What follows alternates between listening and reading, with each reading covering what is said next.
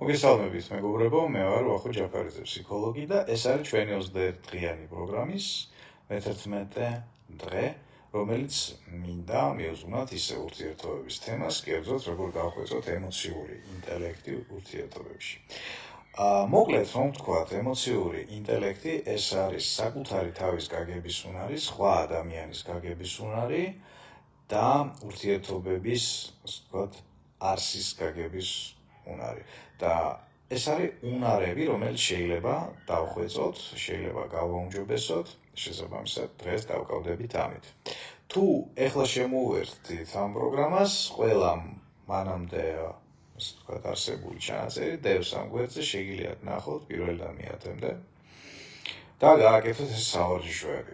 იმისთვის, რომ დავხვეწოთ საკუთარი ემოციური ინტელექტი და შესაბამისად გავხდეთ უკეთესი კომუნიკატორი და გავაუმჯობესოთ ჩვენი ურთიერთობები იმ ადამიანებთან, ვისთანაც გსურს ურთიერთობების გაუმჯობესება, შეგვიძლია გავაკეთოთ შემდეგი რამ. მაგალითად, დაფიქრდით რაიმე მნიშვნელოვან ურთიერთობებზე, სადაც გსურთ, რომ უკეთესად გაუგოთ სხვა ადამიანს, საკუთარ თავს ამ ურთიერთობებში და შესაბამისად ეს ურთიერთობები აიყვანოთ ხარისხობრივად უფრო კარგ დონეზე.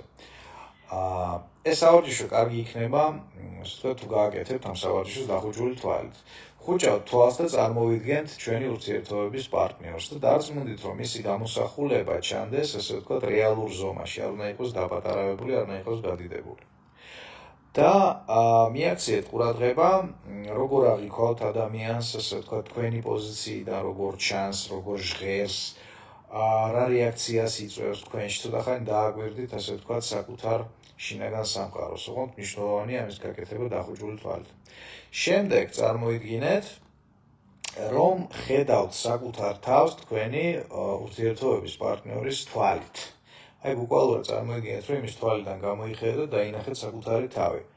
ამ შემთხვევაშიც თქვენი გამოსახულება უნდა იყოს რეალურ ზომაში, ხო?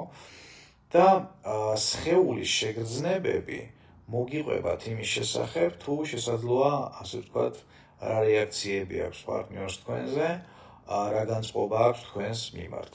შემდეგ წარმოიდგინეთ, რომ ხედავთ, ასე ვთქვათ, ორივე ადამიანს, თქვენს პარტნიორსაც და საკუთარ თავსაც, ესე გვერდიდან, ხო, როდესაც ისინი კომუნიცირებენ და არიან ურთიერთობებში და აქაც დარწმუნდით, რომ გამოსახულებას ხედავდეთ რეალურ ზომაში. არ უნდა იყოს დაპატარავებული. რატო ამბობ ამას? იმიტომ რომ гаджетებმა, ტელეფონებმა, პლანშეტებმა და ამ შემდეგ დააშვიეს ადამიანები პატარა ზომის სურათებით ფიქრს. როდესაც საუბარი ეხება ურთიერთობებს, როდესაც პარტნიორს ქვეცნობიერად უფრო პატარა ზომაში წარმოიდგინე, ხო? შენი რეაქცია მასზე არის ცოტა დეფორმირებული და დამახინჯებული, ილუზორული და ეს აფერხებს ურთიერთგაგების პროცესს, რაოდენ უცნაურადაც არ უნდა ჟღერდეს ეს ჩემი ნათქვამი, უბრალოდ სადეთ და თქვენ თვითონ ნახავთ, რომ როგორც ითქვენ, ზომას აქვს მნიშვნელობა კომუნიკაციებში. შეგიძლიათ ეს პროცესი გაამეოროთ რამდენჯერმე და ყოველ ჯერზე აღმოაჩენთ სულ უფრო და უფრო მეტ საინტერესოს სიღრმისეულს საკუთარი თავის შესახებ ამ ურთიერთობებში, პარტნიორის შესახებ, ზოგადად ამ ურთიერთობების შესახებ და აი ასე, როდესაც ვაგვირდებით ურთიერთობებს სამი პოზიციიდან, ხო, საკუთარი პოზიციიდან, პარტნიორის პოზიციიდან, გვერდიდან, ასე ვთქვათ, როდესაც გვაქვს ამ ურთიერთობების სამი ხედვის წერტილი, ანუ სამჯერ უფრო გამდიდრებული ხედვა გვაქვს, ხო? შესაბამისად, ჩვენი გადაწყვეტილებები ამ ურთიერთობებში, ჩვენი ქცევა, ჩვენი რეაქცია ხდება სულ უფრო და უფრო დახვეწილი და შესაბამისად, ჩვენი უნარი, რომ ვიყოთ ძალიან ისეთი კარგი პარტნიორი ურთიერთობებისთვის, მნიშვნელოვნად იზრდება. დღეისათვის სულ ეს იყო. გისურვებთ სასიამოვნო პრაქტიკას, ვისაც გსურთ შემომიერთდეთ შეუზღუდავი მიღწევების მარათონში, რომელსაც ვიწყებ 18 იანვარს, შეგიძლია ამ გვერდზე გაეცნოთ, ასე ვთქვათ, მის პირობებს, მის პროგრამას, მონაწილეობის ფორმატს.